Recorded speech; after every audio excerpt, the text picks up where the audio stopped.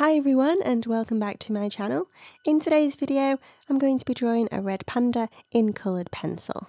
The pencils I used were mainly Faber-Castell polychromos, but I also used 2 or 3 luminance pencils in there as well. And this is drawn on Clairefontaine pastel mat. This is a surface I haven't used too much of in the past, so it's fairly new to me. It's been really quite nice change to work with something with a lot of tooth on the paper, but it's also given me lots of challenges as well because I do like to add in lots of detail and do find that this surface has been quite limiting when it comes to detail, but it's really nice to have a nice change every now and again. And another thing which is quite new to me as well is drawing in a background, which is what I'm doing right now. I normally prefer my work to have a clean white background with the focus being on the actual subject.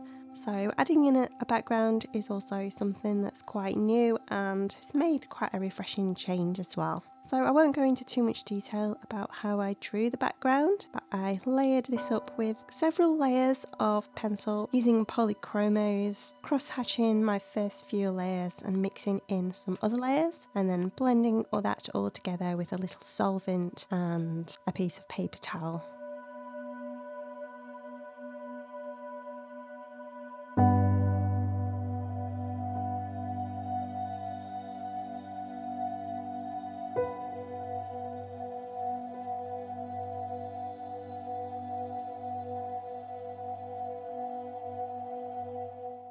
So after blocking in the background, I'm now starting with the eyes.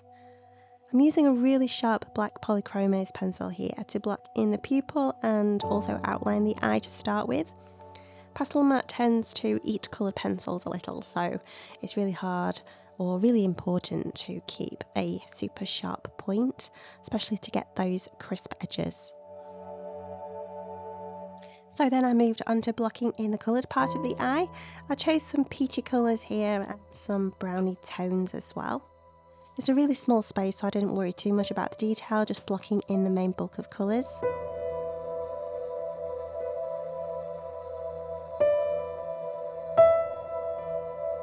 And then from there I moved outwards, using some of my grey pencils to block in the fur around the edge of the eye.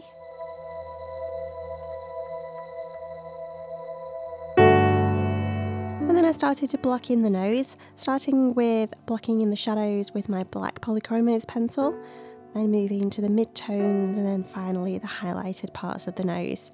And then I smoothed that all out with a little solvent.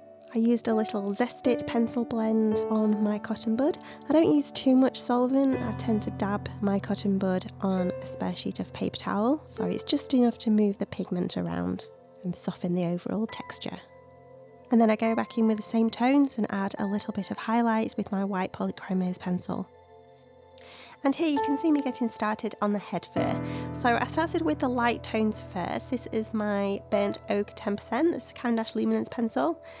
So I started with the light tones first and then slowly moved into some of the mid-tones, some of the brighter colours such as terracotta, and a few yellowy buttery tones in there as well. So all I'm doing with this first initial layer is just blocking in the basic placement of the colours. It really doesn't matter how neat this first layer is, I'm just blocking in where those colours lie. I'm applying the pencil roughly in the direction of the fur as well, but it really doesn't matter too much if that's not perfect at this stage. So I started to introduce some burnt sienna, which is going to be the main colour for this red panda. I blocked in a little bit more of that colour in some of the shadowed areas and then saturated more of the overall head fur with more of the same colours that I've already used. I just wanted to get plenty of pigment down onto the paper.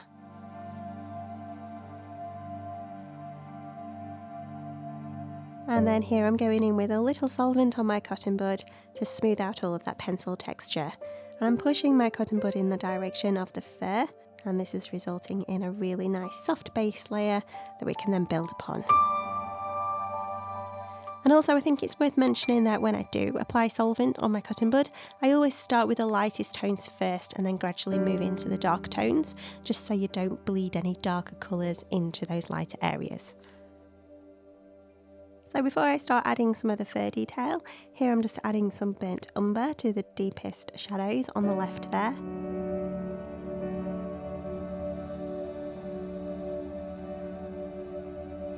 And here you can see me going in with a craft knife to map out some of the fur direction. I'm using the slice ceramic knife tool, which works really beautifully for applying details on pastel mat. I know it looks really scratchy at the moment and it doesn't really sit right as fur detail, but at the moment I'm just plotting out the general fur direction. So here you can see me going in with my raw umber polychromos pencil, which is a really nice golden brown tone. And here I'm simply applying a layer of colour over the top of those erased marks. And this is helping to not just fill in those erased marks, but it also softens them as well. And then doing the same with some of the darker tones. And this is where I'm also starting to neaten up some of the fur strokes as well. Just being careful around the fur of the eye, keeping my pencil really sharp and applying some small strokes as well to replicate those really tiny fur strokes around the eye.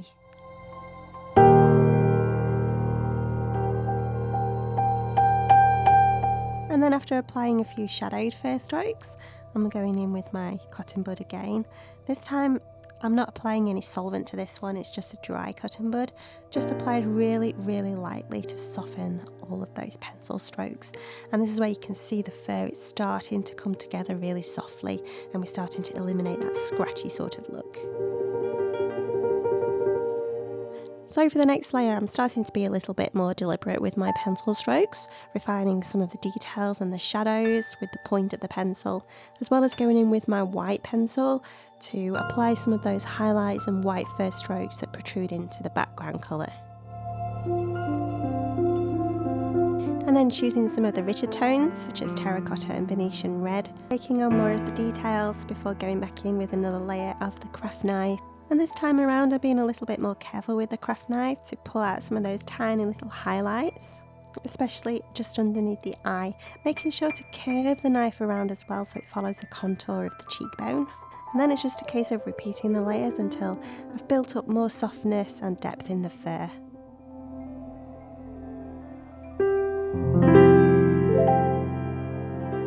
So one of the final things I'm doing here is I'm going in with my white polychromos pencil and just pulling out some of the softer highlights that lie on top. So I'm using this quite sparingly, I'm not applying this everywhere, it's just a few places here and there. I'm also making sure to add very gentle curves to the fur, just to give it that thicker look rather than flat looking.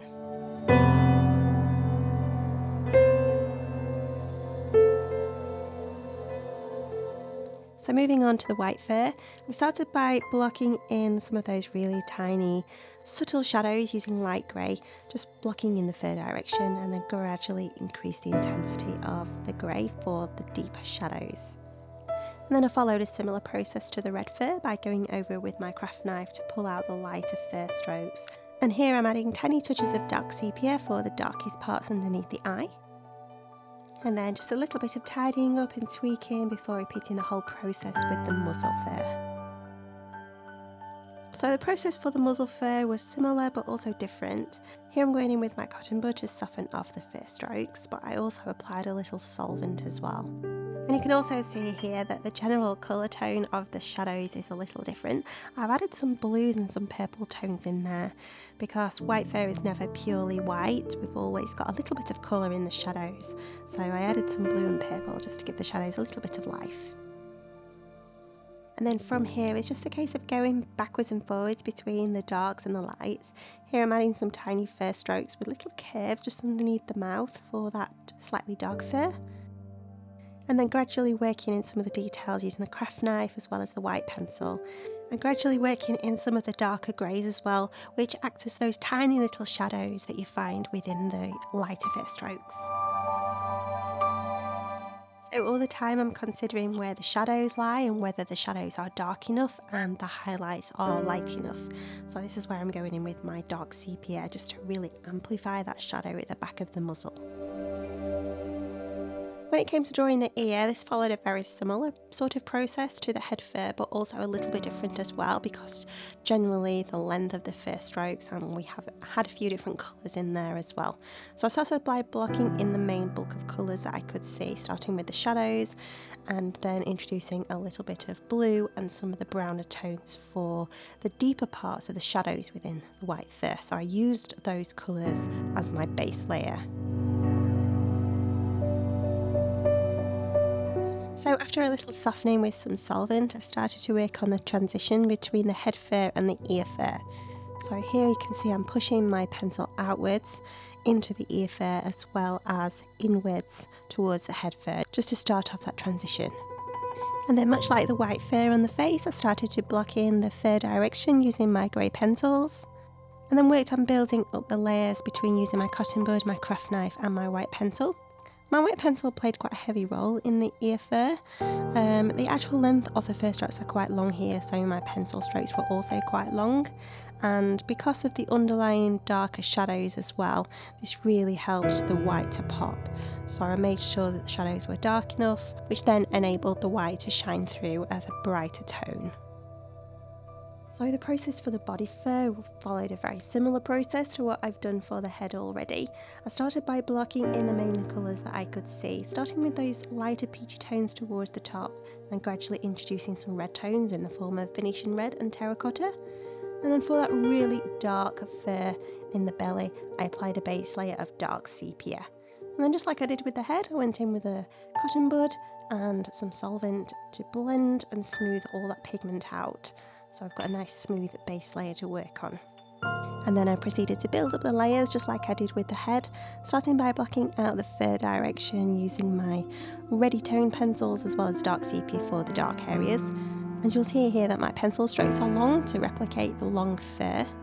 And ever so gently I'm curving my pencil around just to capture that contour, that very gentle curve of the body. Next, I'm softening off my fur strokes with a cotton bud.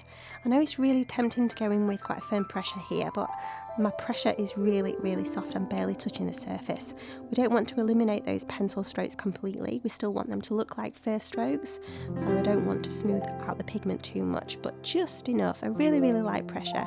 And then here starts a repetitive process between going in with the various different colour tones, more softening with the cotton bud, and then going in with the craft knife to pull out some of the fur details. And again, you'll see from this that the fur strokes look quite scratchy and a little bit too sharp, so this is where it's important to go back over with a cotton bud and also some further pencil tones just to soften them back in.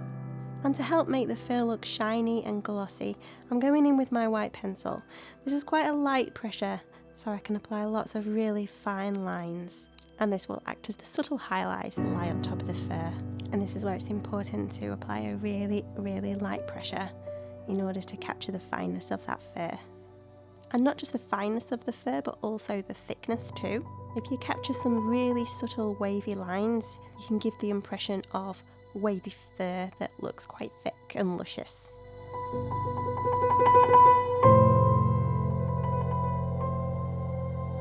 So to avoid me rambling on and repeating what I've already talked about, it's more of a repetitive process for the rest of this panda.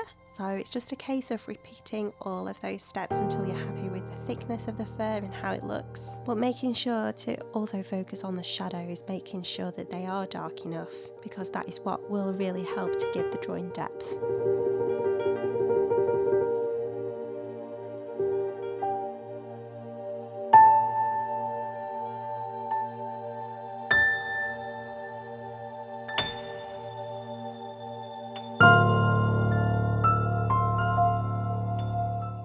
The paws were fairly straightforward to draw. I started by blocking in the claws and then drawing around the edge with some fleshy tones. I then drew in the dark shadows for some contrast, softened off the edges, and then mapped out the fur direction, firstly with my black polychromos pencil, and then I went over with my craft knife and some white. These tiny little flyaway hairs were a real dream to draw right on the top of the toes. Made sure to curve my knife around in really small strokes, just so that those hairs look nice and wispy. And then I finished off by amplifying the highlights with my white pencil, and then just a little bit of tidying up to bring everything together. The small overlapping hairs at the bottom of the head were also really important to overlap onto the chest area, so I've just pulled those out with my knife. And then for that softer appearance, I'm going in with my white pencil, just pushing the pigment over the top of those erased marks, so they look a little softer and also more opaque. So it's just down to those finishing touches now, amplifying some of the shadows, neatening up some of the edges, as well as drawing in the whiskers and any flyaway hairs, that sort of a thing. I also drew in the branch, which I'll not go into too much detail with that today, but I kept it fairly simple. I didn't want it to distract too much from the actual panda. So I hope you enjoyed this tutorial and found it useful. The full length tutorial goes into so much more depth than what I've just done in this last 15 minutes. So if you want to follow along to the full length real-time tutorial where I talk you through literally everything, then the link is in the description box. But until next time, thank you so much for watching, take care, and I'll see you on the next one.